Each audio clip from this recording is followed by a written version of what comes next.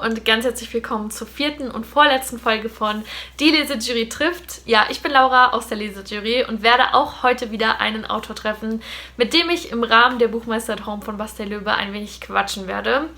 Ja, jedes Interview bzw. jedes Video steht unter einer anderen Emotion und die Emotion heute lautet Furcht. Und ich frage mich, wer passt da eigentlich besser als Ethan Cross höchstpersönlich? Vielleicht haben die ein oder anderen von euch ja die Francis Ackerman Jr. Reihe gelesen, die mich persönlich auf jeden Fall sehr das Fürchten gelehrt hat. Ich weiß nicht, wie es euch geht. Genau, den werde ich heute bei mir haben und wir werden virtuell ein wenig quatschen. Sein neuestes Buch, Die Stimme der Rache, ist gerade erst erschienen, im Februar, Ende Februar. Und genau, ich freue mich jetzt sehr. Hallo Ethan. Hello everyone. My name is Ethan Cross and I am the international best-selling and award-winning author of more than a dozen novels of suspense, science, and serial murder.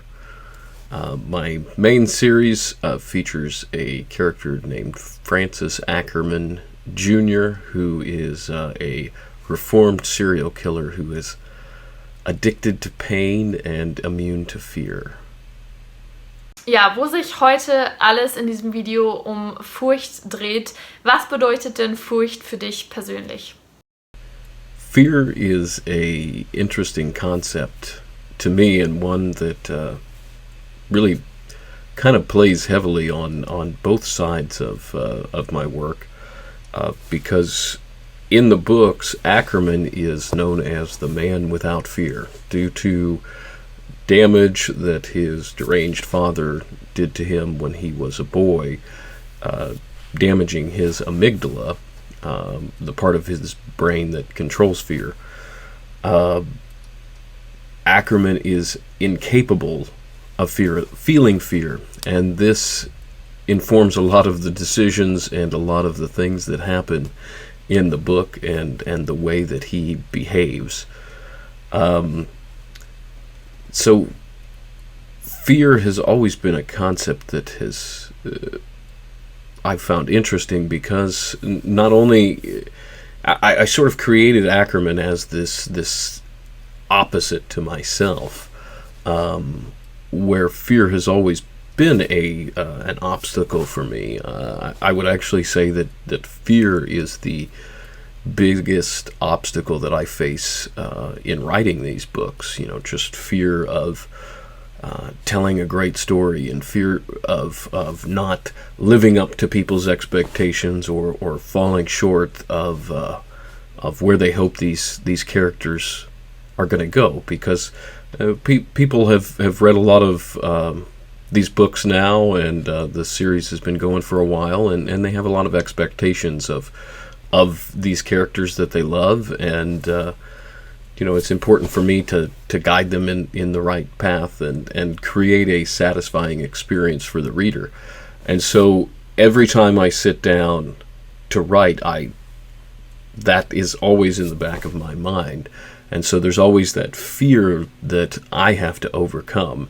And so I find it interesting as sort of an interesting dichotomy that Ackerman, here I'm writing about somebody who is fearless, and yet that is an issue for me and an obstacle for me as a writer. So I think fear is something that we all encounter, and obviously it's part of the human experience. But in order to truly live a satisfying life, you have to overcome that.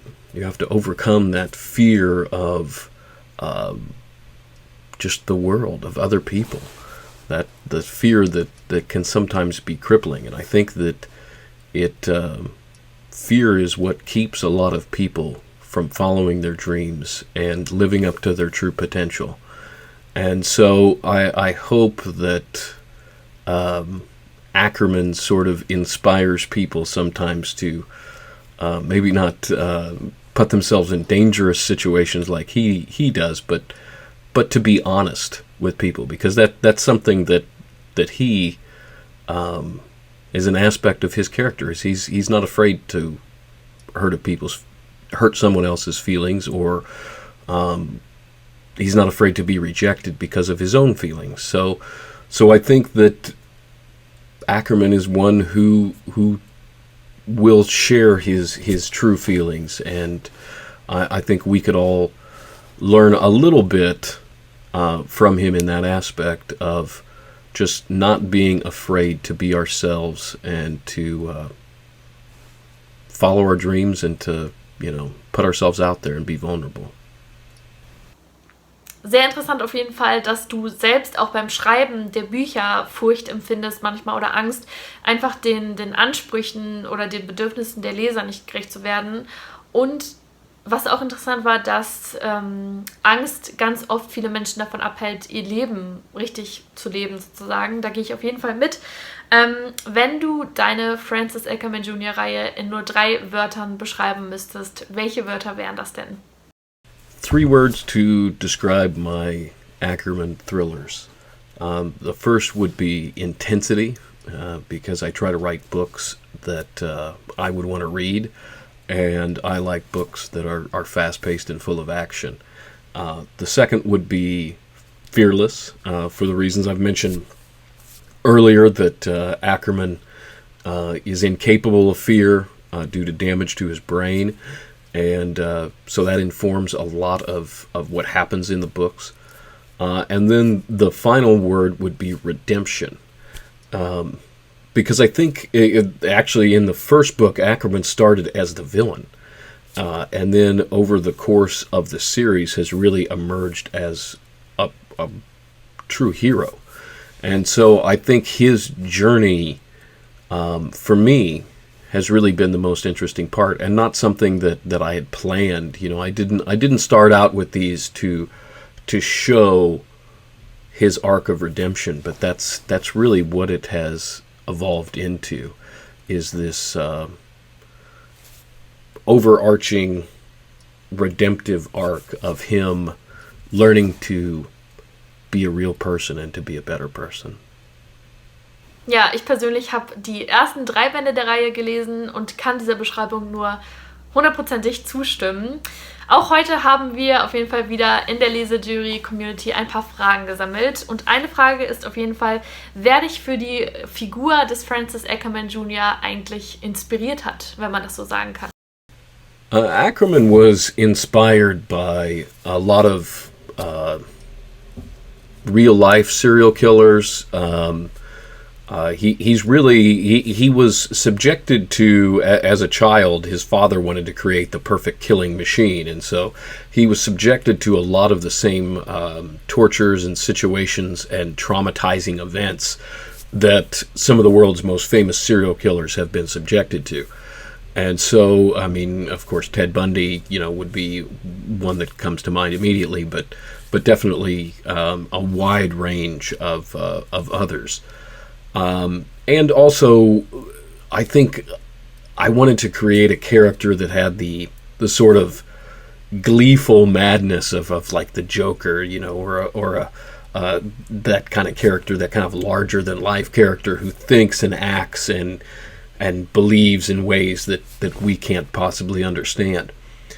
And so that's sort of where Ackerman emerged from. And I think I actually, when I set out to write The Shepherd, I've always felt that the hero is only as good as their villain. And so I really wanted to create a really strong, really compelling villain. And I think I did, because that was the character that resonated with everybody, and the character that people wanted to see coming back more and wanted to see more of. And it's funny, throughout the series, he's actually managed to, even when he was more of an antagonist role or a side character role, he has always been the one that's kind of stole the show and overshadowed some of the more major players. Sehr interessante Antwort auf jeden Fall. Und ich sehe tatsächlich auch ein paar Parallelen zum Joker. Also das ist gar nicht so weit hergeholt. Wie war das denn bei dir? Wie bist du denn Autor geworden? Also war das was du schon immer machen wolltest? I've always been a huge fan of movies and TV and books and just stories in general. And so when I was in high school, I had written a screenplay for a dramatic film, actually.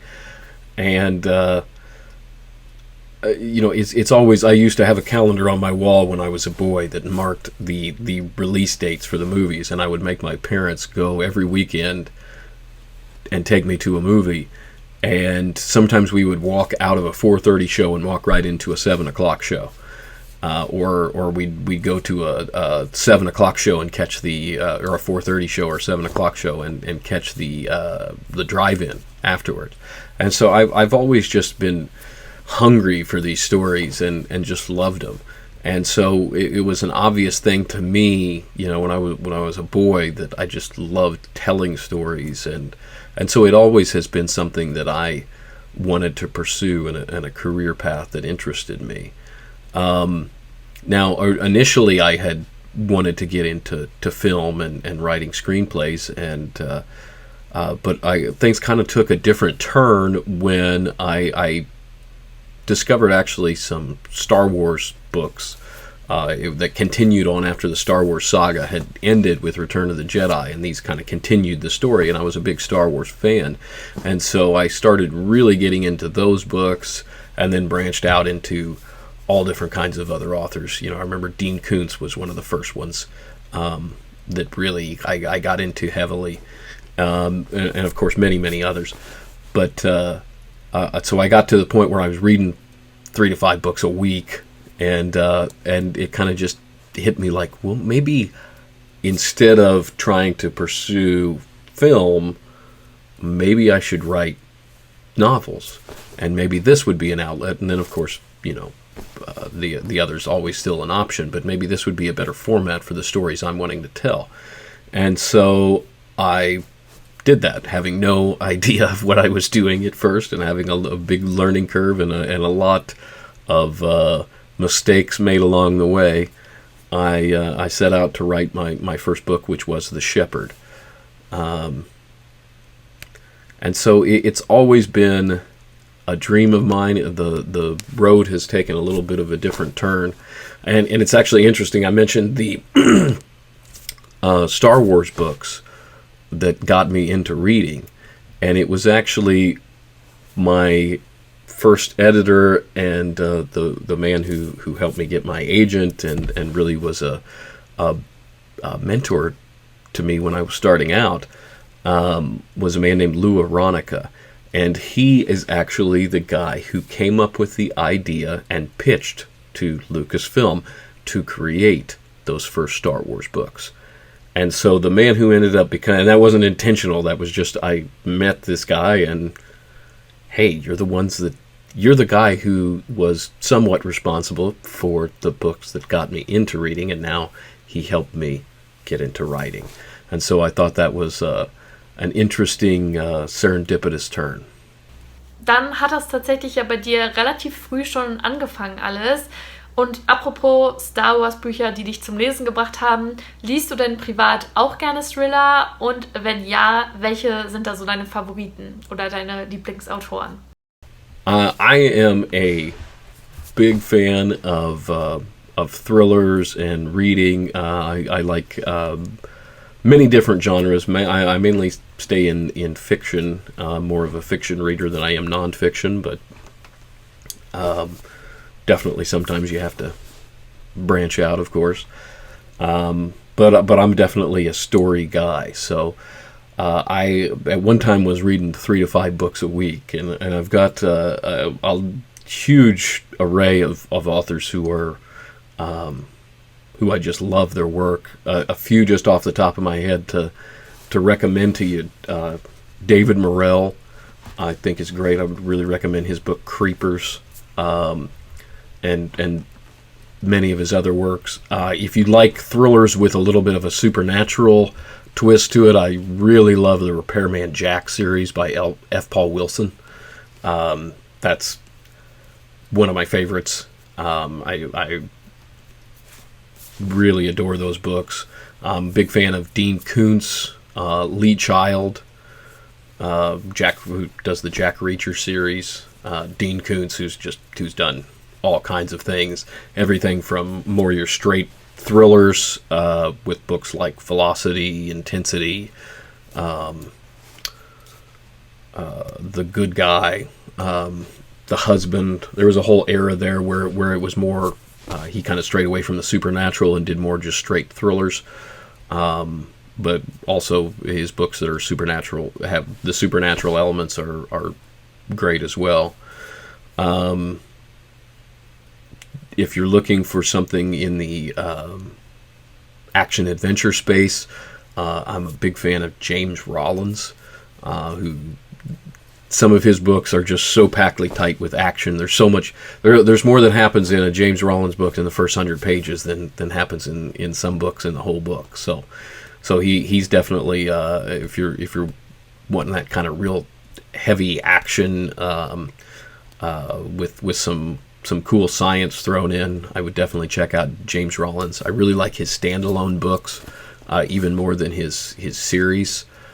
So maybe check out those. Ice Hunt is a great place. Amazonia. And if you're more into science fiction fantasy realm, another one of my favorite authors in that realm is Kevin J. Anderson. He has some really cool series that he has developed that in the fantasy and science fiction realms that are just tremendous.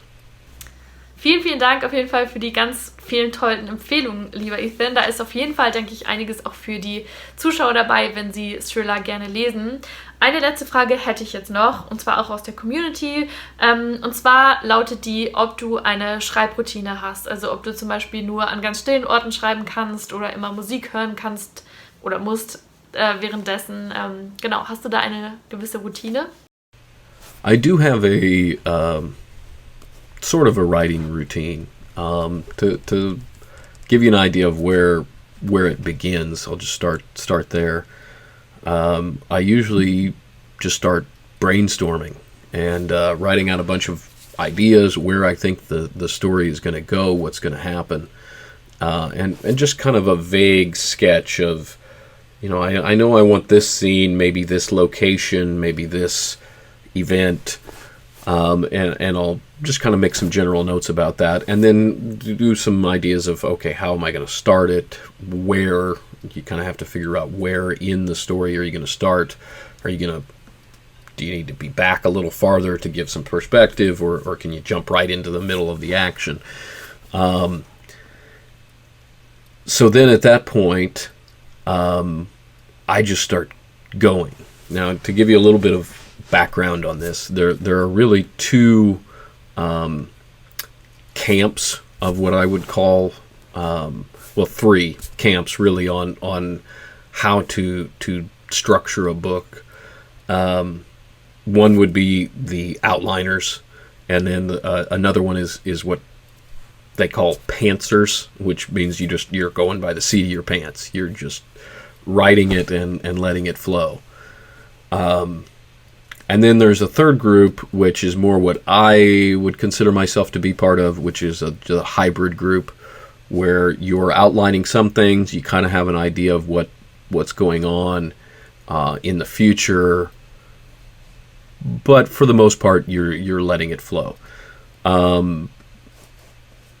I started out, when I first started writing, I actually, on one of my early books, on the second book in the series, I had actually done a 270-page outline for the book, and which was ridiculous. And what I discovered was that I had planned this out and I had wrote it, but then when it actually got down to the brass tacks of it, and where I'm actually digging into the book and actually writing it, I wasn't following the outline. I wasn't going along with that, because things had evolved and changed, and scenes had developed in ways that I didn't see them developing, and so what I've kind of went to a different model where I am just kind of jotting down some ideas, and then I just go. And so I might have, like, before I write a chapter, I might have some notes just some general notes of, here's a line of dialogue that I know is going to be in there. Or here's a few points that I want to hit. But sometimes I don't even have that. As long as I have the idea in my head of the direction of where the scene's going, I can usually roll it out. Now, I like to, I've done a wide variety of how to write these things. I've written a book entirely by hand, which is an interesting process. And the interesting thing about that is that there's no going back. There's no, once you've done it, and so I liked that aspect of it. There's not you're not going back and revising the pages that you've written. You have to get it converted, and then you revise it later on, and so that's an interesting aspect to the process that keeps pushing you forward. And that's something that I still do in the method that I use now, is that I dictate. So I like to go out, if possible, if weather permitting, of course, to go out and walk. And I've got a spot. My wife's family has a farm, and with a lot of wooded areas, and it's great for hiking. And so I go out and I hike and I dictate, and I really like getting away from everything and getting away from the distractions and being out in nature.